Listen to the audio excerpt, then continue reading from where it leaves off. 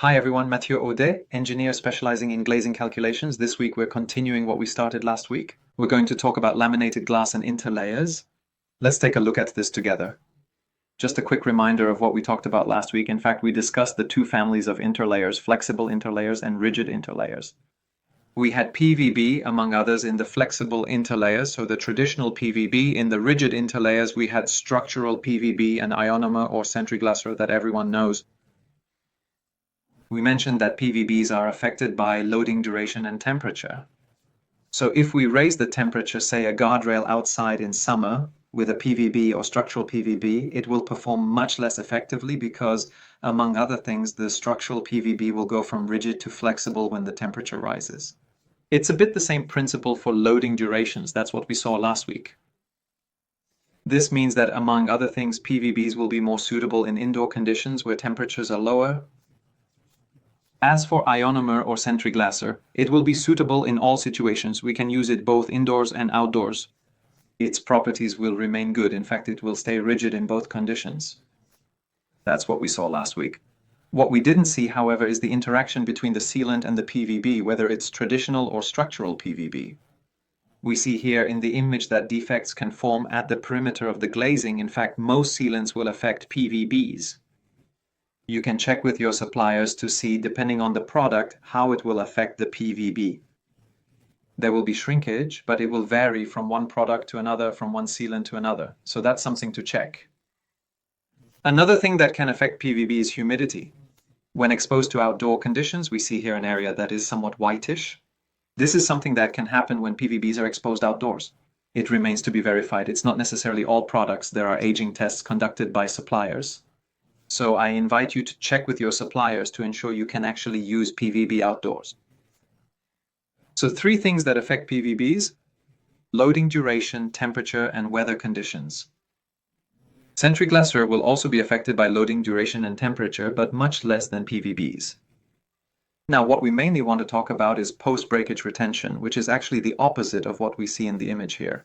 Here we have glass that comes loose. It's a combination of 2 things. In fact, it's the attachment mode. We have a point fixation and we have tempered glass potentially combined with a flexible interlayer. So it makes a bad combination for post-breakage retention. We don't want that. Is it absolutely necessary to use a rigid interlayer for post-breakage retention? In fact, the answer is no. There are other combinations possible, not many, but I'll show you one. Here, we could use heat-strengthened glass with PVB, heat-strengthened glass that some call semi-tempered. In fact, it undergoes a slightly less severe thermal treatment than tempered glass.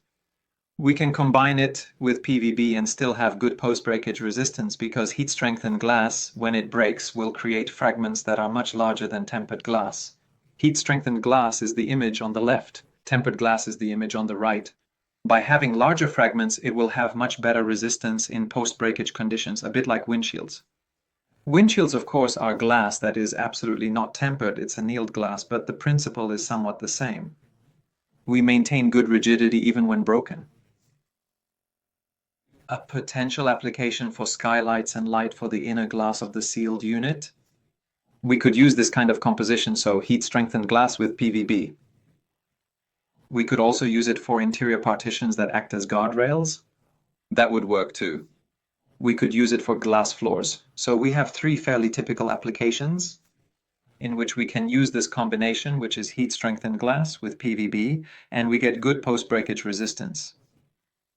We must still be careful, as we talked about potential defects with sealants at the perimeter of glass floors. We generally have a sealant in interior partitions that act as guardrails. We probably always have a sealant between the glass, so we must be careful about defects.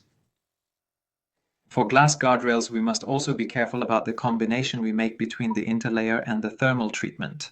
Here we would have a flexible interlayer with tempered glass, with 2 tempered glasses. In fact, when it breaks, it will act like a wet towel. It can be dangerous for people because it can come loose and fall on someone's head. We don't want that. In certain conditions, we can demonstrate that this combination, tempered glass with PVB, can be held in place. It might work, but it's really with all reservations under specific conditions. But you still have to be careful with the guardrails, especially with the guardrails. Here we have a typical condo balcony guardrail. Depending on the position of the guardrail in relation to the edge of the floor or structure, we will need to laminate it. For that, I refer you to Table 6.1 of the CSA A500 standard to know if you need to laminate your glazing or not. But let's assume that's the case, that you need to laminate the glass. But you have to make sure it has good post-breakage resistance. We don't want that glass to come loose. In that case, often what we have is only top and bottom support. So if the glass breaks, there's still some danger of it coming loose if we don't have the right combination of thermal treatment and interlayer. I'm showing you here a case study we were involved in.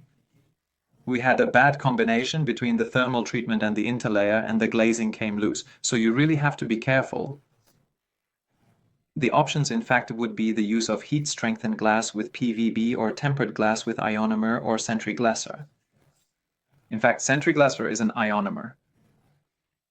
As for PVB, however, we are careful. As we mentioned, we ensure with our suppliers that it is suitable for outdoor use according to the aging tests that have been done or not. It remains to be validated on a case-by-case basis. And for guardrails without a handrail, it's a very specific case. We have to be careful. In fact, we couldn't use a soft interlayer in this case. So it's really important to use a rigid interlayer to keep it safe, because we don't have a handrail, we don't have a top rail. The only protection we have is the fact that the glass is laminated. So it takes a rigid interlayer in that case. The options, in fact, depend on whether we are indoors or outdoors, because we have seen that structural PVB is affected by temperature. That's why we only find it indoors, which is the first line. So we could use tempered glass with structural PVB or tempered glass with centriglaser. These are two possibilities indoors. If we are outdoors, we only have one possibility left for reasons we've already mentioned, so it would be tempered glass with centriglaser. For a glass guardrail without a handrail, we absolutely don't want monolithic glass. It's not allowed according to the code and standards because we have no safety if there's a breakage. We've already talked about it. I refer you to the little video we made about redundancy. So it's to be avoided both in small Part 9 buildings and more commercial type buildings covered by Part 3. As for canopies, or rather point fixed glass, here we see the image. We are outside, so we will have longer lasting snow loads. So we have potential sun exposure in the summer, snow in the winter. We are outside, so humidity. The logical choice would be to use, in this case, ionomer, so centriglaser, as the interlayer for the laminated glass. I'm showing you an image. It's a bit blurry. Sorry for the image quality, but it's just to illustrate that if we use tempered glass with PVB, there's a risk it will tear and come loose. So that's really something to be careful about. Always, again, a question of combination between thermal treatment and interlayer. So basically, we want post-breakage retention. We pay attention to our combinations of thermal treatment and interlayer. I hope this was helpful. See you soon.